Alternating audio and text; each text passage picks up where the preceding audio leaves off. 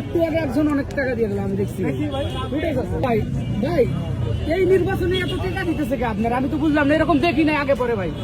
আপনারটাই দেখি আর হাসনাত আব্দুল্লাহটাই দেখি যে এত টাকা দেয় মানুষ। মানে আমরা নিজেরাও তো অবাক হয়েছি। ধরেন মানে মানুষ কি পরিমাণ দেশে ওন করে। ধরেন আমাদের দেশে তো অনেক খারাপ কথা বলি যে মানুষ এটা খারাপ, মানে দুর্নীতিগ্রস্ত, কিন্তু এরপর চিন্তা করেন কি পরিমাণ ভালো মানুষ আছে যে নিজের পয়সায় সে তার প্রার্থী নির্বাচন করতে চায় এবং তার কাছে তার কোনো প্রত্যাশা নেই। যে ধরেন আমার যারা 20 টাকা থেকে 500-1000 টাকা দিয়ে যাচ্ছে আমার হাতে, 50,000 টাকা, ইভেন এটা তো মানে অনেক টাকা, 50,000 টাকা ভাই, 50,000 হবে। মানে ধরেন ওনার সাথে আমার জীবনের সেকেন্ড টাইম দেখা হবে কিনা তা তো জানি না, আমার কাছে তো প্রত্যাশাও নাই, চিনি তো না।